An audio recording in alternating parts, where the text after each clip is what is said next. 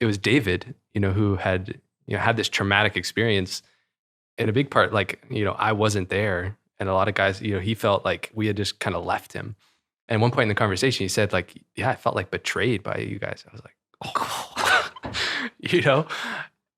and it was like, yeah, look at like that something that, hard for someone can be the consequence of my kind of independence and just doing my own thing. And so there was something that really kind of broke through in that, and realizing in a real sense, like the greatest adventure had kind of happened back there. Like when these guys had stepped in to help their brother, and I'd missed it. Like, yeah, I was all about the adventure, and like, oh, that's why I was out front and I was up at the top. But like the real adventure happens in this relationship when we're caring for each other.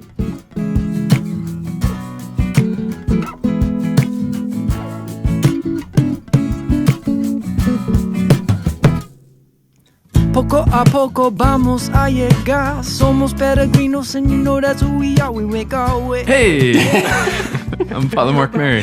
What's up, everybody? Father Innocent here. Hey, I'm Brother Lazarus. And I'm Jacob Ramekers. Father Innocent's over here being a cheer coach.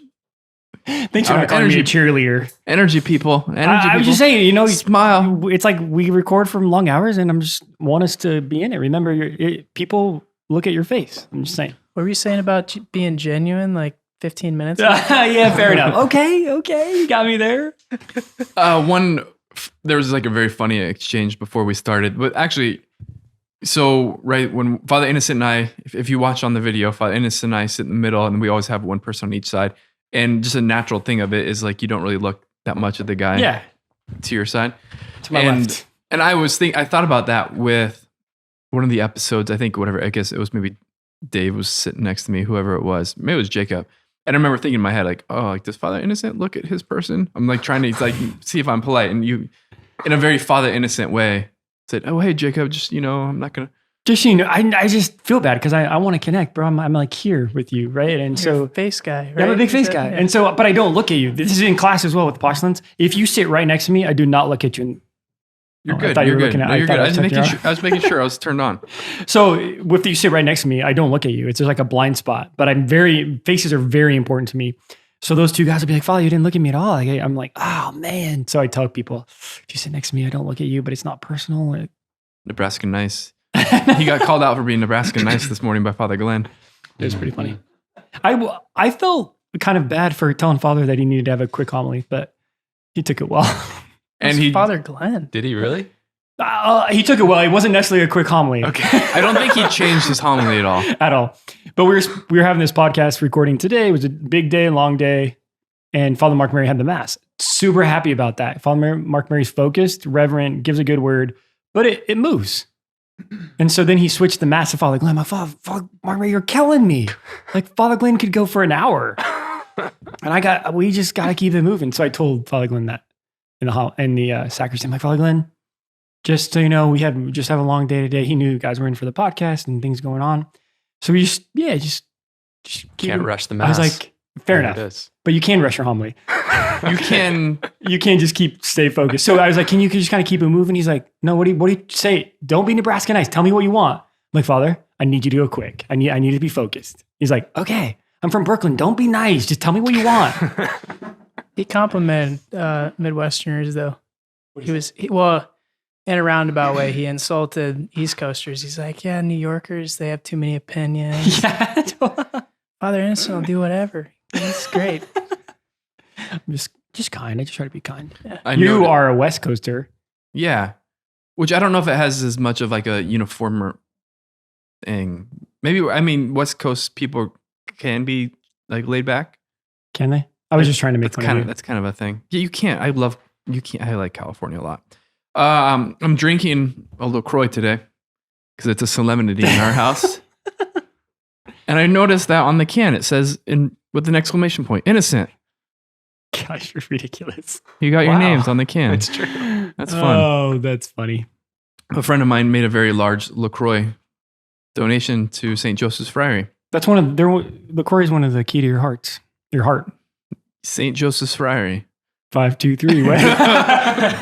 We did that with Father Gabriel Manuel did that with like Cheryl's cookies. Yeah. So we were just talking about this big cookie donation and how we love them. And Father Gabriel's like, well, if you do want to donate, and we got like 6 boxes of Cheryl's cookies. No. He was on one episode and he asked for cookies. I think this is the first time I've ever alluded to anything in 103 episodes or 104.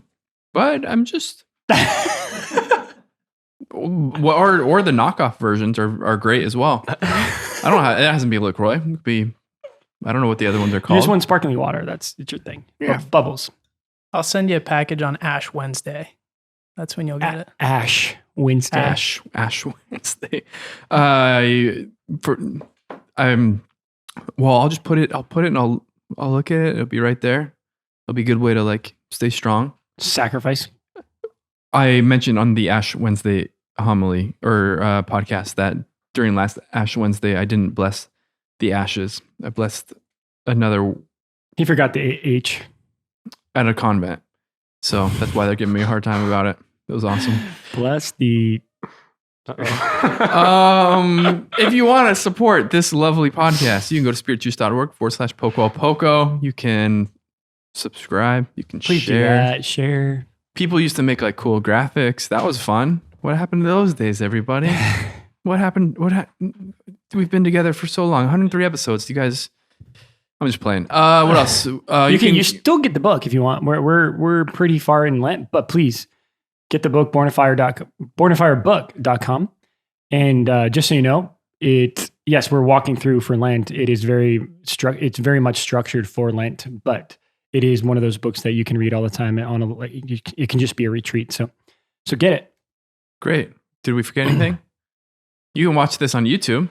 Yeah. And what's fun about YouTube, you can skip this like intro part if you don't like it. You can just go right to the meat of it. And it's very clear. LaCroix, Father Montgomery shamelessly asked for LaCroix. That's going to be like the title of it. The title of it. And just so you know, some people don't like the intro. Every young person I talk to, I was like, I love how you guys just like banter, have fun. I just feel like a part of your brotherhood. Not every young person. Some skip it. Oh, okay. Sorry, talk to me. Like Emily at UPenn missionary. Sorry, Emily. It's all right. Hey, I'm happy. If you want to skip it, you can skip it. I just want you to know that you can skip it. I would skip fair it. enough. But we can still are going to keep it in. I would skip it. Yeah, me too. Me too. I like it. But it's like, you don't do podcast listening activities. Ever. Yeah. So I don't either. Yeah. Because if you were like folding laundry or on a run, it's like a time passer. Okay. It brought Omar here. It brought Omar here. We got one vocation because of that. First year, Chit postulant, chat. listened to the podcast, then he became a postulant. Wow. Okay. Because of the chit chat. Mhm. I don't like the word banter. I know, that's just what they use. It's what they use. Father Innocent, Father Montgomery. Brother Lazarus, Hi. Jake. We're just saying names. So we're talking about being fathers. Yes, we are. Let's talk about. Yeah, we're just going to get in there. So we are on this identity pilgrimage. We are rolling through Lent and we are going deep. Father Montgomery, you did this last episode, the review. It was awesome and quick like you do, but we did start with the gift of our own sonship and being sons and daughters of the Father, right? That's the truth about everything for us. We constantly go back. Brother Lazarus talked about last episode. We constantly return to the Eucharist, and that's where we receive the gift of who we are as sons and daughters of the Father. The Father, we have a real Father who sees and loves us, and he gives us everything. And this is the foundation, the truth about everything. Then we're called out of ourselves to love our brothers, right? We have siblings, we have people we relate to that we're called to love and to enter into their life, right? Love God, love your neighbor. And then we enter the space of being a man, right? Living the sacrificial, virtuous life, right? The grit, the passion, the perseverance of what it means to have a masculine heart after the heart of Jesus. From here, we go into this pretty incredible stage of life or identity where you fall in love, right? You realize that we are made to fall in love. We are made to be captivated by our beloved and to go all in for this love. And it's don't apologize for it. I love last episode, David was like, don't apologize for doing things because you're in love. Spending extra time in front of Jesus in the Blessed Sacrament, wasting time for the one you love. it's just so good, right? And I think it speaks to young men and women's heart, because in this world we live in, love has been broken. Love has been, there's like it just wounded, right? And so we have wounded hearts, and so sometimes we give up on love. Sometimes we give up on this desire for fulfillment, right? But we're going all in for this identity of being of living this identity where Jesus is the one that we love, and from this place of being in love with him, we can overflow into our vocation, right? And so it's natural. This is an easy jump, right? Because when you fall in love, and you again receive the gift of your beloved, you have this deep desire to bear fruit, to have this life and love overflow, right? And again, the gift of marriage, you see this, right? It's just, there's a time in your life, there's a season where you fall in love, and you are man and wife, you're a husband and wife, and it's beautiful, right? But that love has to bear fruit. I think Scott Hahn said that love has to bear fruit, and then 9 months later, you name it, right? The love becomes incarnate, right? Sometimes it can remain abstract, like, oh, he's in love, that's great, but it has to bear fruit. It has to again have an incarnate reality, and we can maybe talk about that. I know that's a big word, but God doesn't want to remain far away. He sent his son Jesus to be in flesh, to show us what it means to love, right? And so we become fathers and mothers. Spouses become fathers and mothers. And this love bears fruit, right? And if I could just say this about God, right? God is Father, right? This is at the heart of who God is. He is Father, the Trinity, Father, Son, Holy Spirit. The Father sends his son, Jesus, as an icon of his own life. Jesus says, like, those who see me see the Father, right? And I think we have all of us have such a deep desire to know the heart of the Father. Again, as sons and daughters, we have a deep desire to know the heart of the Father. In the book, we quote Philip, like, show us the Father. Show us the Father. And Jesus, like, those who see me see the Father, right? So we have a deep desire to be connected and to live intimacy with the Father. Why? Right? Because we're sons. But again, this crazy gift of our faith is the fact that, like, we actually get to share in his own life as Father. Like, God just doesn't want us to be like, okay, you're son and I'm Father, but God just gives everything. And it's just always more. You're like, whoa, like, I would take just being a son. Okay, I'm good with that. Like, you were so good, and I can just sit and receive from you. But God's like, I want you to actually to share my life and to live with my heart as Father. And you're like, whoa. That's the gift of our vocation as men, to be fathers after the heart of God, after the heart of the Father, right? So sons do become spouses, and spouses become fathers. And it's so intrinsically, particularly connected to who God is and what his desire is for us. So we are diving into the gift of our identity as fathers and mothers. And this is actually one area that has really kind of developed and become a focus, something I'm very passionate about as a friar, is the maturation, like what our hearts are made for, to become fatherly hearts or motherly hearts, right? Like that, even in our formation of men, like, yep, we come in as sons and then we graduate from sonship. Is that what you said? Seriously? We're out. Done. Peace. So we interesting, because like that's kind of like what the prodigal son did. He like tried to graduate from sonship. That didn't work out. How'd that work out? That didn't work out. You know what I mean? That didn't work out. Anyway, but it's like you come into sons, and there's like, and then you're like your brothers, you're relating, but there's a part where like we have to become fathers. We have to become fathers. And, like, I think this started to resonate and make sense for me in a story I've actually shared before. But when I was a young brother, I was working at the shelter, Padre Pio shelter in the Bronx. And what we like to do on special days, on Christmas, on Easter, on Thanksgiving, maybe one or other 2 days through the year, we like to do something special for the guys in the shelter, including keeping it open all day. Because normally they're with us in the evening, they sleep at the shelter, and they go during the morning. But we like to have them. So one of the things that involve, like, the cost of being there at the shelter all day is the brothers are on duty, right? And I remember it was always, these days were always like particularly hard for me, because my whole life as a son was, or not being a dad, like Christmas, Easter, all this sort of stuff was like relaxed day, sit on the couch, eat food, whatever. Maybe you do a little bit of work, but not much. It's like a day of receiving, like a day I'm off the clock. But then like it hit me. It's like, oh, you know what? Like that's the issue. That's what it is. But for these days, my entire life, for mom and dad, these were not sit on the couch, relax days. These were work days, right? And I was able to celebrate and enjoy these days in a particular way because of their pouring into me. And they poured into me, right? Because a heart of a father and a heart of a mother is no longer like, it doesn't find its happiness in itself, right? Like if you're happy, I'm happy, right? It's their happiness is actually given and contingent on that of another. And so you see some of these other brothers who, when they have come to maturity, that they love these special days because the fact that they like the happiness of these 30 guys who get to sleep in and have an extra warm day and Dunkin' Donuts and all that, like their happiness is fills the Father in a way that his own happiness couldn't. And so I do think like it is absolutely like and it means a lot of things, but when you don't live for yourself and you radically like, and one of like a favorite sort of like saying is like somebody asks like, well, like how are you doing? It's like, well, I'm doing as well as you are. Like, how are you doing? Like it's this kind of thing is like I'm doing as well as you're doing, and that's kind of a little bit how a father is. But here's the genius of it and the gift of it is this: like if my happiness is limited to me and what I get, the most I can get is me and what I can get. If I have the happiness of, or if I have a heart of a father where, if you will, like the joy of my children, or the joy of those I'm trusted to, like I can have, if you will, the fulfillment and the happiness of 2 or 3 or 4 or 8 or 35 or 100, whatever it is.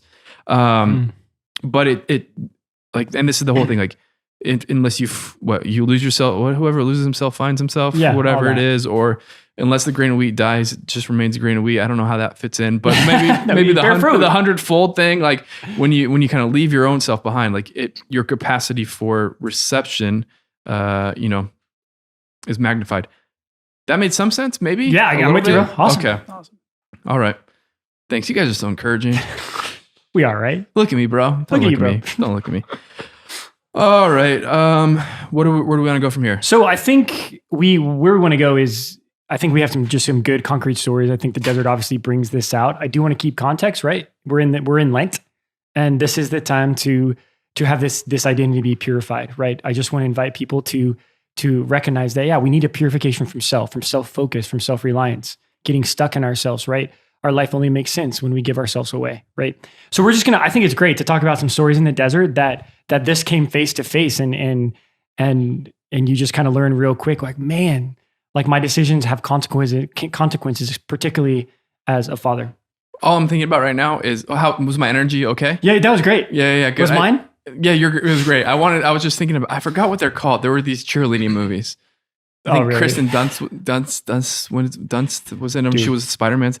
What was it like? I just wanted to make fun of you and call you one of those. That's all I was thinking about, that last part that you were talking. I just wanted to let you know that. You didn't even listen to what I was saying. Okay. So I'm gonna prompt us with a story. Jacob was mentioning in show prep that he wasn't necessarily here. This was the first year, so yeah. So wasn't around. You weren't around, so this is going to be kind of news for you. But I'm going to keep it simple. Then I'm going to kick it over to brother Lazarus, because he's a part of the story. So you guys remember we told the story last Lent, but it was the first year of our desert experience, and we had this canyoneering adventure. We got stuck in the canyon for a pretty significant amount of time, and slot canyon, right? We're following each other, and the way the slot canyons work, particularly this one, Middle Fork, baby, come on. It's a big one. I told you about the interactions with the ladies that we ran into this year. We told them we were going to Leprechaun, and they're like, just out of the blue, they're like, not Middle Fork though, right? Yeah, this is correct. And then the other guy at Leprechaun, he came up to us and he was like, "What are you guys doing?" "Oh, east and west, great, but don't go into Middle Fork." Yeah, back to it, bro. And you said, "Oh, actually, one of our guys did it, right?" Yeah. So we were in the wrong canyon. This canyon we did not belong in. And we just made a mistake in navigation, and we find ourselves in the middle. So we are absolutely in a line, right? We are following each other. It's intense. And one of our brothers towards the back, David, he started to feel cramps in his legs, and it was pretty intense. And so when you're stemming, right, you got your feet on one wall, your butt on the other, your back, or you have your arms and legs holding you up. There's like a 10 foot drop, just similar to like other parts of canyoneering. But it was a significant long amount of time, and you could just get tired, right? And so we had one guy with a torn labrum. We had David who had cramps in his legs. But this has started to affect him emotionally because he was afraid that he was going to fall. So he didn't have a mental breakdown, but he freaked out because he was afraid of falling. And so Brother Samuel on one side, Brother Moses was on the other, and they were trying to help him. Well, I'm stuck on the front end, which we'll talk about later, but I'm 6 or 7 people away. And like they yell my name, and I turn and I scrape my nose on the canyon. That's how close you are. So now I'm like, it was a mess.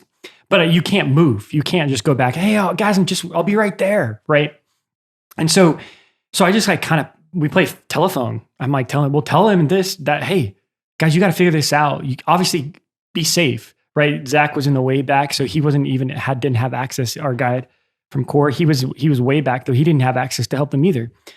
And so Brother Moses and Brother Samuel, it's pretty incredible as they tell the stories that they had to really like own it and care for David. Brother Samuel was the encourager. If you know Brother Samuel, he's like the encourager, right?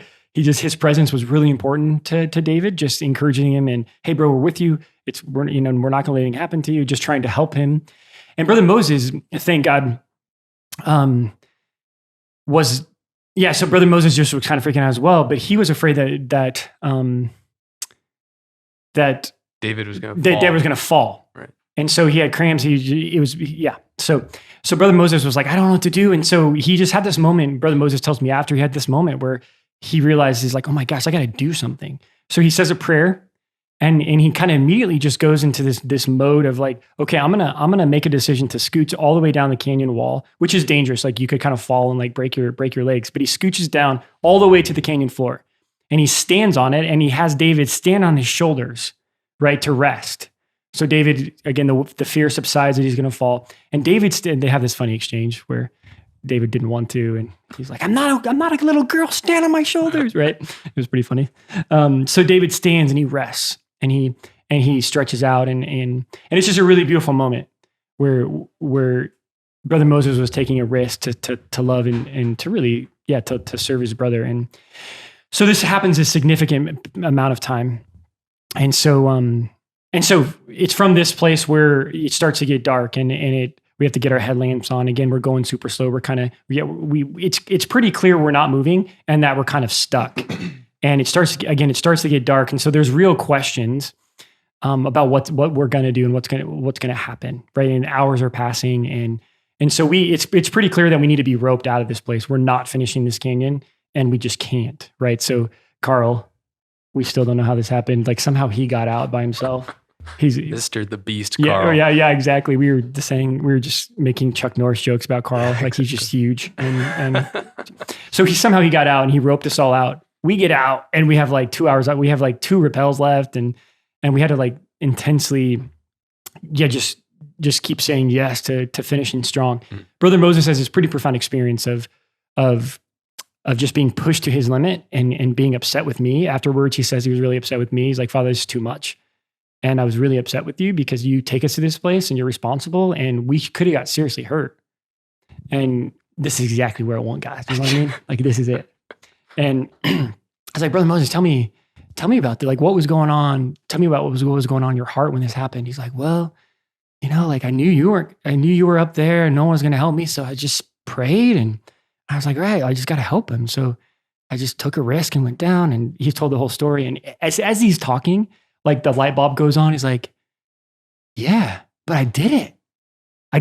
Right. And so this was his moment of breakthrough, where he did something significantly difficult, and he grew, and again, just this had a profound effect on him.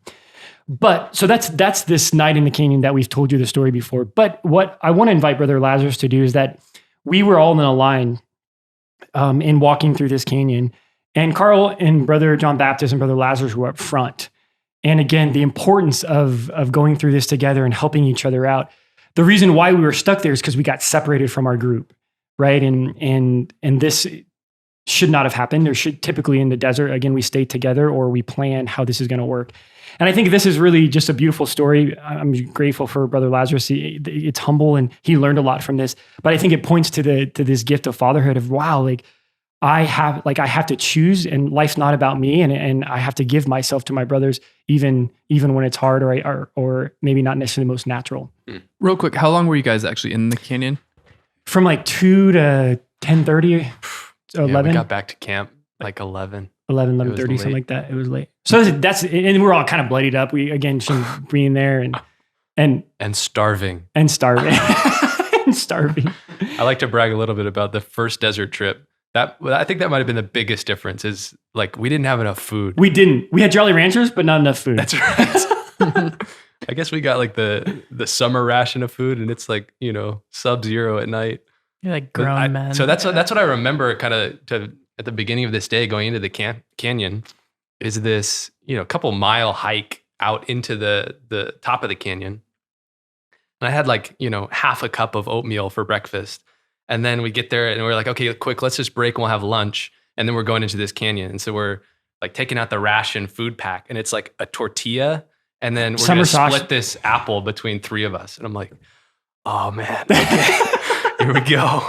That sounds awesome. Of course, like, how did this happen? Got the women's summer backpacks. Like, bro, give me more food. Anyway, so like that's kind of, I don't know, a place I was at is just like annoyed and frustrated, hungry. And so we're going into this canyon. I get out in front. And I mean, in the midst of it, like I'm also loving it. Just the kind of the thrill of the adventure, the canyoneering, you're rappelling down in. And then at one point, there's kind of these long stretches of narrow winding canyon.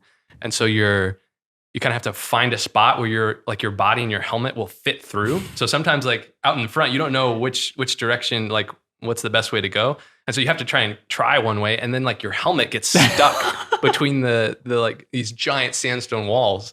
You're like, oh, okay, back up, and then go down a little bit and then forward. And then once you make a decision, it's hard to go back. Right, exactly. So Middle Fork is narrow. Oh yeah. Like Narrow. Probably Remember the Belfast Boulevard? Yeah. like that narrow. That for A long time. I don't For know. 9 hours? Yeah. Yeah. Like I'm not claustrophobic. I've never been anything near that. But I remember like the moment where you're going and then you kind of get wedged in the canyon and you go and try and take a deep breath, but it's like the sand, like you can't quite breathe in because these walls are like pressing against your body. You're like, okay, calm down. Okay, back out. And then we're going to try this way. Anyway, so can I just kind of tell the story? No, just keep going. Yeah. Awesome. So I was out in front with one of the guides and another brother. And so we were just kind of blazing the trail. Like, we weren't quite sure if this was the right canyon. So we're just going to get out ahead and make sure like we're going the right way. And so we're just going fast. And at one point I kind of had this reaction of like, oh gosh, okay, we're kind of far ahead of the other guys. Maybe we should stop or call back to them. And I kind of tried to communicate, the thought was, let's just keep going. And then I remember just the kind of interiorly where I was at. It was like, yeah, to heck with those guys. Like, I'm just going to go. I'm not going to let them slow me down type of thing. Like I want to really enjoy this. I'm going to lean in. I'm going to go fast. I'm going to, keep up with the guide up front. And so we're doing it. We're going through this canyon and it just like keeps going. And so, they were going slow back there because they were like passing packs along. And then the David thing happened and we were just there. Right. I was totally oblivious, right? Like we're like, okay, we're far ahead, but they're moving too. So like if we stopped, it would take maybe 20 minutes for them to catch up, but no big deal. Or 5 hours. Yeah. And so then we get to one part of the canyon where it's like, obviously we're in the wrong canyon. How did this happen? How do we get out? So we're kind of trying to figure out what to do. Okay. The guide is like, you guys stay here. It was kind of a big open part of the canyon. So we're looking up at the sky. And just on this big boulder, you guys just wait here. I'm going to go back and kind of find where they are. And then we'll come back and meet you. And so we're waiting there, again, thinking we're only at most, like we're half an hour ahead, 20 minutes. And so, half an hour goes by and we're like, okay, we'll just wait here, like yell back as loud as you can. And like the echo goes, you just kind of wait, nothing. And so then it's 45 minutes and then it's an hour. And then then I'm like starting to feel it. I'm like, oh gosh, like what was I doing? I should have stayed with the group. Maybe, I don't know what could have happened. And so then it's like 2 hours have gone by. Me and Brother John Baptist are there. The guide said he would come back. He's not back yet. It's starting to get dark. we're like in the middle of this canyon. What's going to happen? Yeah. And so like just emotions of like fear, what's happening, what happened to them back there. Also like, yeah, just like this humbling sense of guilt. Like I should have stayed with the group. I was kind of doing my own thing. I was kind of wrapped up in just kind of this self-sufficient, like I'm going to go fast. I'm going to enjoy this. Not looking out for my brothers. And yeah, so that was an intense time.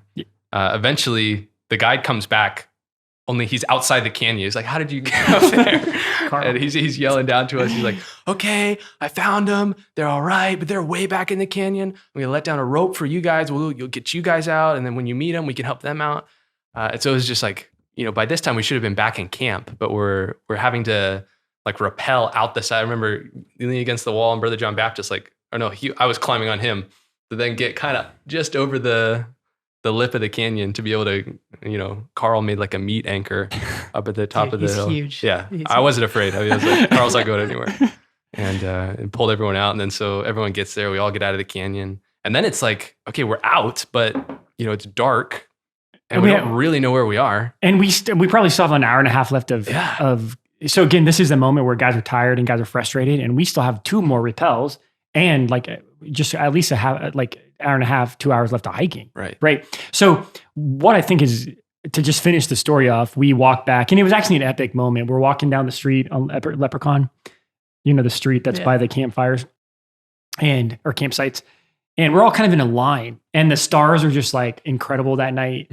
And Zach and I and Carl in the back and all the guys are in front and Zach and Carl, like, guys, just so you know, like we just did something. That was really intense.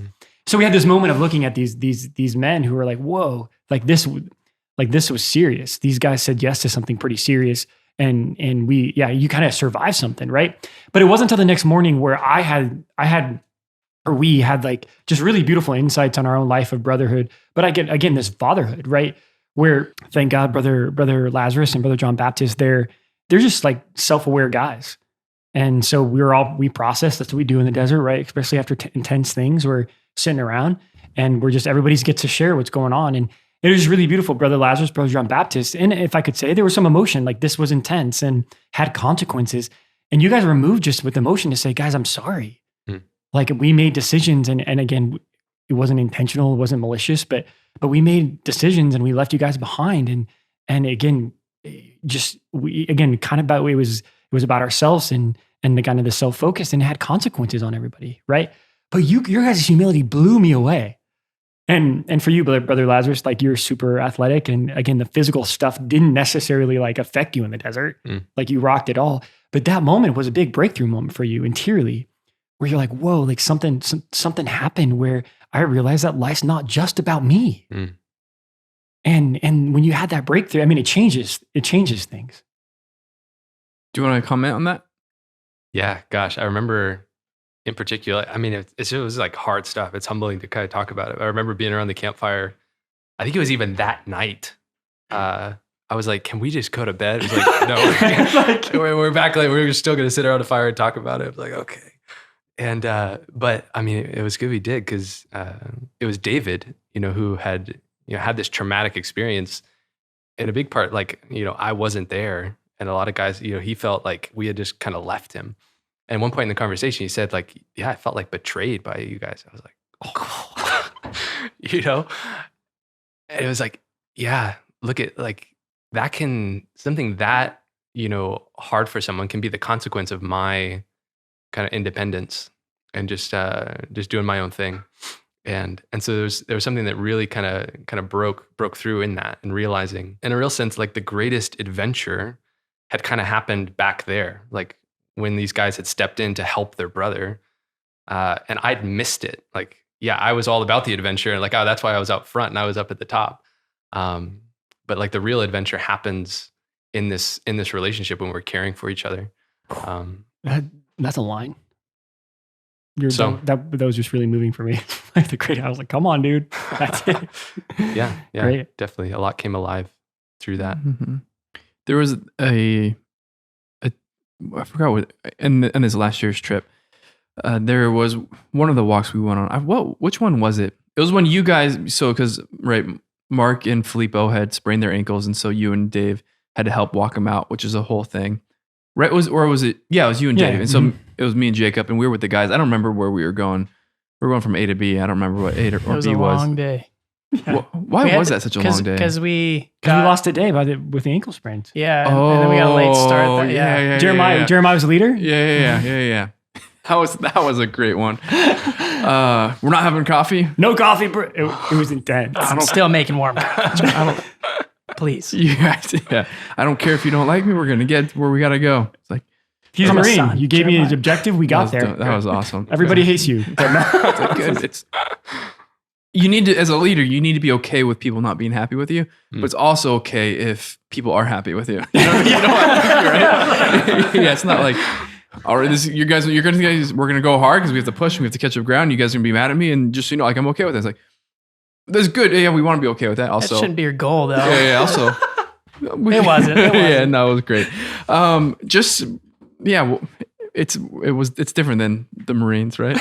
There's a couple of things. In part, like this is not anyway.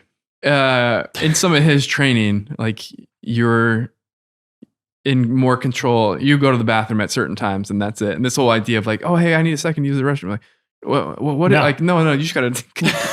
What are you talking about? You just gotta control. You gotta control that. I don't. That's funny. But it was a thing. But right, so it is this long day, and most of it is going through this. We're just like bushwhacking for hours, like no trail. Yeah, and it was pretty sweet actually. At the end of the day, it's fun to like break stuff, kind of. But in an ENT way, LNT, leave no trace, LNT. You were the LNT hero, bro. LNT hero. That was that day. That was the same day. That was LNT hero when day. You got knighted LNT hero. Yeah. What did I do to earn that? You, like did the dishes or something? Right. You remember it's like when you do dishes, you don't let any food particles get in the ground. So yeah. Bro, you drank it. That's right. I must have. You drank dirty dishwater. Yeah. Sounds like me. But there's a point. So at the very end, like we know, like where the campsite, like where we're getting to is like just like right there. And there's this last obstacle, which is basically there's between us and that is this body, like this little like body of water. And we're almost there. And it like a couple of guys, I think like well-intentioned, they were like, okay, we're just going to go ahead and start getting campsite set up. And they're like we lost the discipline. We lost the chain of command. We lost the like communication. And so the guys at the back, including myself, like we like basically for an unnecessary reason, we were going to have to like at the end of our day going through this water and like walking through and getting wet. Walking through it. And it wasn't just that because we're going to do that later on.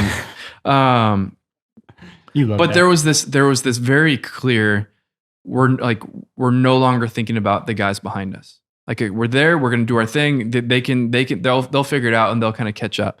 And that did not settle well with me at all. That did not settle with me well at all. I probably would do it differently. Did you call guys out, right? Well, because when we that was perfect. Okay. Because we you know, every night we kind of get together and I just had to like remind the guys, like, because here's the thing, like there is going to be a temptation in this life to stick it to your brothers. And there's all these different situations. Like, okay, I'm not going to take out the trash. Somebody else will do it. Or I'm not going to clean up this mess. Somebody else will do it. I'm not going to answer the door. Somebody else will do it. And that destroys our life. Because when you start sticking it to brothers, it hurts. It just everything starts to break down. It's like, no, like we think about each other and we love each other and we're faithful to each other and we're generous to each other, like to the end. Right. And okay, like we got there at the end, people stopped thinking about each other. And it's like, hey, homie, that's not going to fly. That's not going to fly in this life. And we need to address that. And we need to make this decision, like get after it real quick.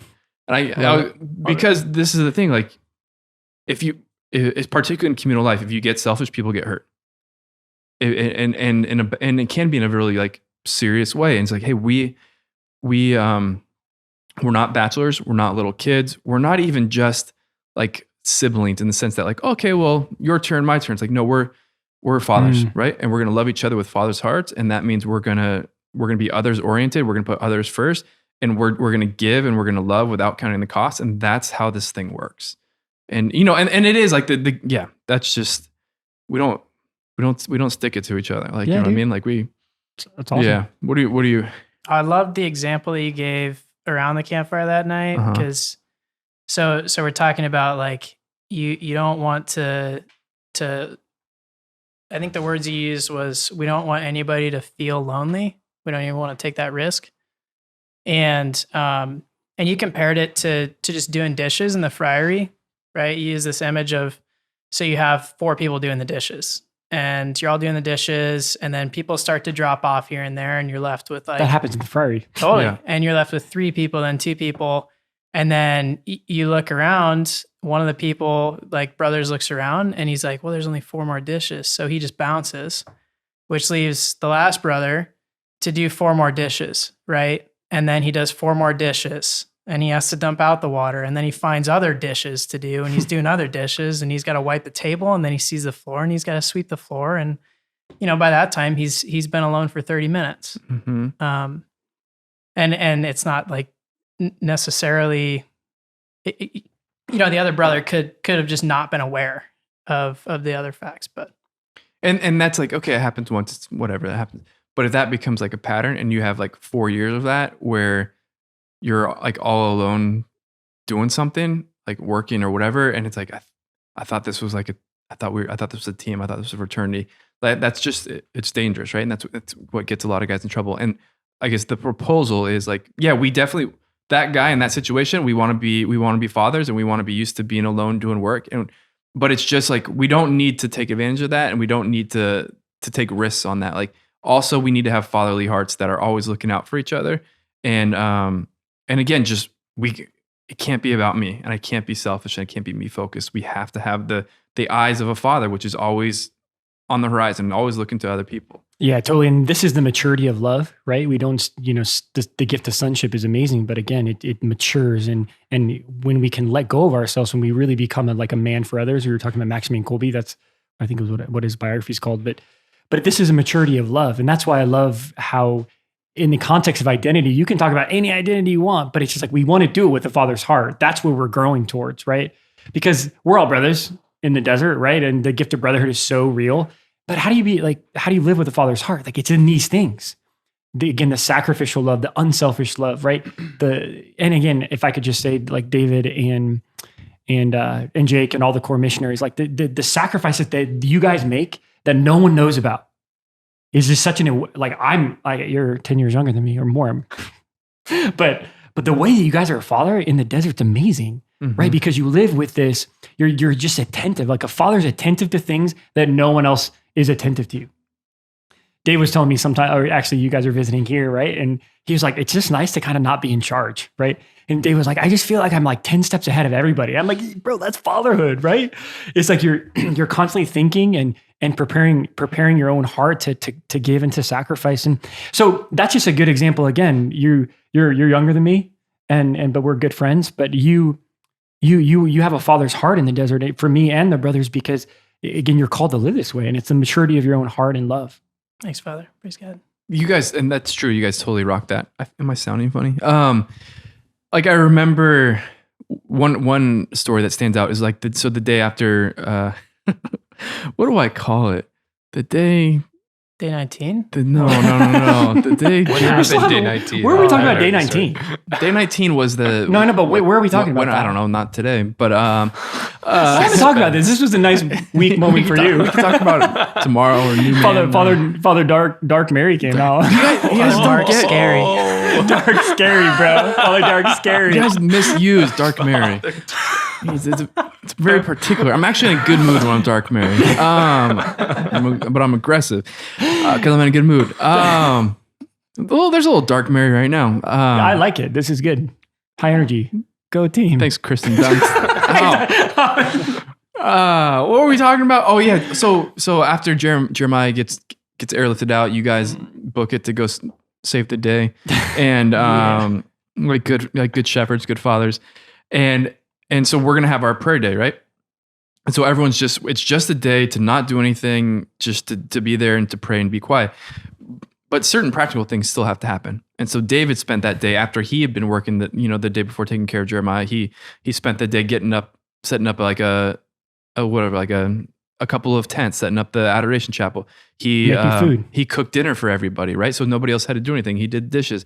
And it was like, bro, that's it right there. That's because he didn't take the rest. He could have, but he just like, I'm going to lean into my fatherhood here.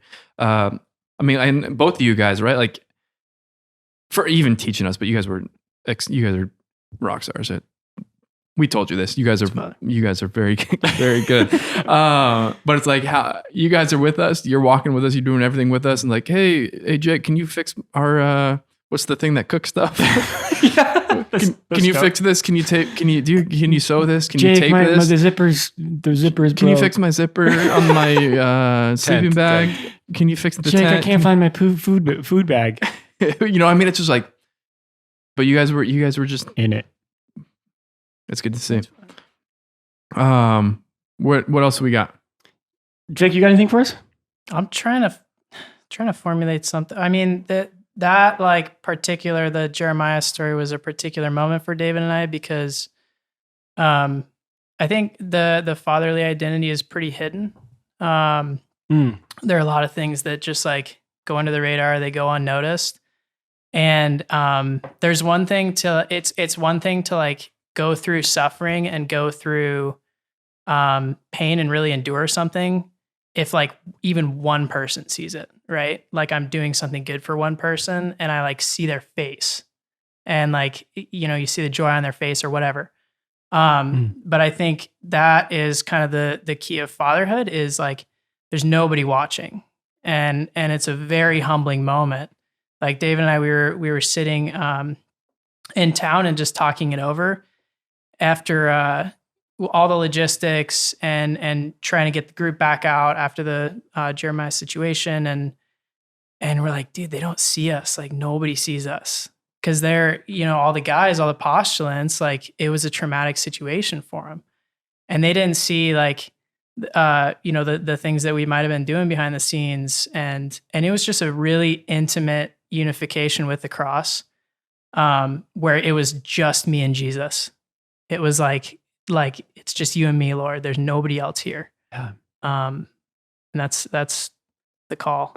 I'm moved by that because I think in all of our fatherhood, there's a hidden suffering. There's a hidden sacrifice, right? Where I think this is going to sound kind of funny, but I remember talking to Jacob and David about this in the desert, that fatherhood's kind of lonely sometimes because you're like, again, you guys experience it. You come back and the postulants are processing in a really particular way, as they should, but they don't have to worry about a thing, right? I mean, like, but we do, and you guys did. This was the experience was kind of on you guys. It was on your shoulders, right? And you guys are processing that in a really particular way, and it just you and Jesus just leaning into this moment of intensity and drama, but Jesus gave you the grace to love like a good father and a present father. And the way you guys made that whole situation really secure, and you protected us. And again, I just felt like, again, the gift of brotherhood, but like we were two fathers crawling out of that canyon that night, right? We were crawling to like go find our son who had been kind of life flighted to 2 hours away. So we're like, I remember like on our hands and knees with our backpacks, and like remember the cup, we had like a cup of coffee we were sharing. It was wild. And we're like on our hands and knees trying to get under this brush, and we're like fighting. Later on, spiritually, I felt like was the Father's word for me, that's how the Father loves us. He's on like the prodigal son, right? He's on his, and the Father, the good shepherd, right, fights for us, and he's on his hands and knees just coming after his son in the thick, in the brush and the struggle and the dark. It was dark, like pitch dark. Right? Like our fatherly hearts, we were just crawling through this together, but no one, I mean, I guess it's public now, but like in the moment, like no one, the postulants didn't know what was going on. And I didn't know till later that, again, it's like you and I said mass later that night. And we were just giving everything to the Lord. And I was like, man, that like, Lord, that was real. Like the anointing and the absolution. But the fatherly heart that's hidden, that's kind of lonely, that longs and pines for sons and daughters to be safe and to be protected. It's a real thing. Mm-hmm.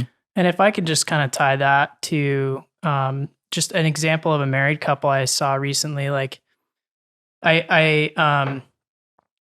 I was in mass, and this married couple, they had 2 young kids, and one of the kids just started like crying and screaming, and they stayed in mass, and then like their other daughter started crying and screaming. And like when that happens and one of the kids is like whining or whatever, nobody's going to go up, like no other person is going to go up to this couple's child and be like try and calm them down or help them out or give them something. Like that is the responsibility of the parents, and like they feel that call to the kids. And so like there is something unifying about that. I don't know what it is, but like it's just these 2, and like there's deep suffering there, but like there's such a closeness, such an empathy between the 2. Mm-hmm. Like they know what the other is experiencing because they're in it and they're living it. Yeah, beautiful. Yeah.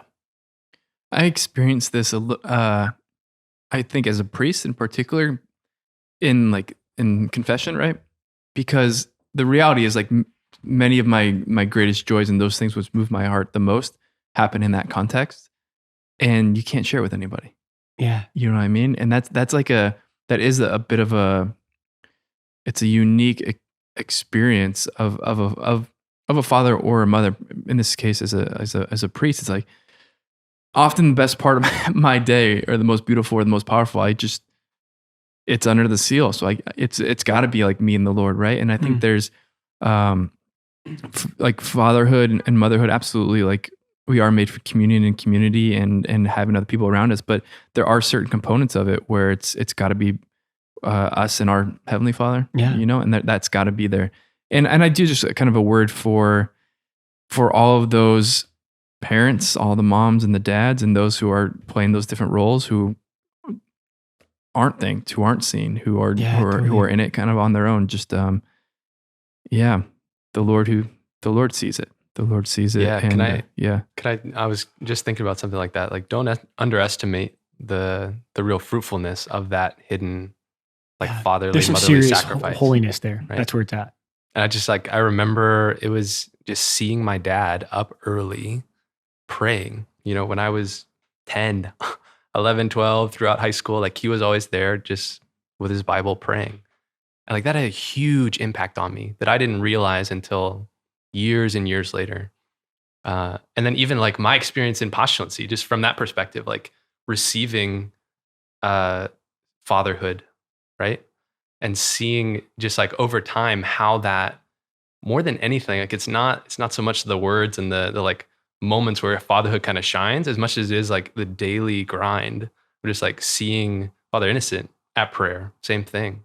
And how much that's like affected my life. Mm-hmm. And like still yet to be seen, like how the Lord will bear fruit through that. Because it is such a long game, with fatherhood. Like it's not, you don't see it right away, but it's happening. Yeah, it's beautiful. And Brother Lazarus, can I ask you, when you came out for Come and See, was there a particular CFR that you were drawn to? One of these guys that lived it? Yeah. Yeah, that's an interesting question. I definitely, remember Father Glenn. There's a way that he can like immediately, I mean, it's like fatherhood, becomes grandpa when, the fruitfulness is just like immediately evident. He'll just like put his hand on your shoulder and smile at you and, give a little word of encouragement. And it's like, boom, it kind of hits. Mm-hmm. That's beautiful. I definitely received that from him. It drew me to the community for sure. That's awesome. I as you shared your story, even looking back in my own childhood, like, because my dad's like a really busy guy, like with work. He's got a full job, and both as an attorney, but also as essentially the kind of manager of the firm. But like, right, he coached my sports teams. He was always there to help me with the homework. I just remember running this like little post route in our living room where he was throwing me the football again and again and again. And like, I had no idea, right? Like looking back on it now, I was like, oh, I bet he, like after I went to bed, he was up working a couple more hours, or he's up, and there is part of it that I think I offer as kind of a word of encouragement to parents who are in it, as well as like, your kids may not see it, or other people may not see what you're doing now. They may not see it for 20 years, but they're going to receive the fruit of it. And that is going to be like your presence and your care and all that you're doing for them. Like that's absolutely going to be our fruit. And when they get a little bit more perspective and they can see a little wider, bigger, whatever you want to call it, like I do believe that often we'll see it. Yeah, know? it's awesome. It's awesome. Guys, I kind of want to end where we began, in the sense of like fatherhood doesn't just like exist like floating out there. It exists in the heart of the Father, right? And the gift of our faith and the gift of being baptized is that we get to share in the life of God. I mean, just, hey, how's that? Like, I'm in. Like we get to share in the life of God. So it is absolutely God's fatherhood. And in the desert particularly, God has a way of doing this in my own heart. Because for the 3 years that we've gone, 2 with Jake, there can be dramatic things that happen. But in every circumstance, in those big stories where I want to step in to like let my fatherhood shine, and my fatherly heart is like, all right, guys, like I'm all in. God, our Father has a way of humbling me and separating me from this kind of the intensity or the group, right? We told Jeremiah's story, right? Where, okay, so suddenly he's flown out and I'm like absolutely helpless. Like there's no way that I can guarantee that we can be there when he wakes up, that I can, because that part of my heart that was just like, just so much struggling was like, man, I don't want to wake up alone. And he has no idea what happened. And he's flown 2 hours away or 2 hours of Grand Junction, but it was getting out of the canyon and trying, just wanting to be where he was, but I can't. I'm helpless. I'm out of control, right? The canoe flipped the year before, right? I have to give my place up in my canoe with Brother Colby to Brendan, who fell in, and he's kind of delirious on the one side of the river, and he has to like plop in my canoe, and I'm stuck on the other side of the river, right? So I'm looking probably, I don't know, 50 yards over to the sandbar where everything is happening, and it's pretty intense, and guys are, getting guys reclothed and intense, and it's pretty intense, but I'm stuck on the side of the river, and I can't be there to help and to serve and to comfort and to be the father I desire to be. The first year, right? I can't help David. I'm stuck in the canyon, right? And brothers, this is the word that he spoke to me, is that like, my heart was like, I just want to be there to be a good father. And he's like, yeah, but I'm their father. Like I'm there. Like his fatherhood is real in our lives and we get to share in that. And so this separation just moved my heart to receive again the grace of the primacy of the fatherhood of God in our lives and our vocations. And it gives me freedom and hope and confidence that, yeah, Father, you're the Father. Like, yeah, stand corrected. You are absolutely the Father, and you're so good and you're so present. And that's again, just one of the truths about everything, right? So even for our listeners, your vocation as father and mother, it doesn't exist by yourself. You don't have to figure it out. You don't have to be perfect. It's an absolute gift from our Father. And you share in his life and love for your children, whether they're spiritual children or physical children. It's his love that flows through you. So during this Lenten season, let's just take a step back and thank God for that. We get to share in his life and ask him again, hey, Father, clear anything out that blocks your gift of life and love just to flow through me. I let go and just let you be the Father of everyone. Thanks, Father Innocent. Want to close with a prayer here? Love to. Wait, this Brother Lazarus. Brother Lazarus, why don't you bring us home? Bring us home, Sure. Brother Lazarus. In the name of the Father, and the Son, and the Holy Spirit. Amen. Abba, Heavenly Father, we thank you for the gift of being a father to us, for the way that you sacrificially love us, for the way that you are always present, always caring, always drawing us to yourself. We ask you for the gift that you would just bestow that gift of fatherhood on us, that we may live as your sons, but then also that your fatherhood may flow through us to all those we encounter. In the most holy name of Jesus, we pray. Amen. Amen. Amen. In the name of the Father, the Son, and the Holy Spirit. Amen. Brother Lazarus, thanks for joining us. Yeah, it was awesome. Good to have you. You're a natural, bro. Come on. You are a natural. Thanks for watching the clock. Good job. Yeah. We did good. No time for, do you need to say hi to anybody? Say hi to your family. They listen. Hi, family. Hi, family. All right, let's wrap it up. Poco a Poco, spiritjuice.org/Poco a Poco if you want to give. What else? Finish line. We're have a couple weeks left of Lent. We're going to finish strong. Keep praying. Stay focused. And please subscribe to the episode or YouTube blow channel. up the subscribe button. Blow it up. Smash it. Smash the subscribe button. You want to have one last cheer on our way out? I'm not going to. Bye. Peace, bros. Poco a poco vamos a llegar. Somos peregrinos, and you know that's who we are. We make our way. Hey, hey. Little by little, we learn a little more each day that God is love, that life is short, that all will be well. And I know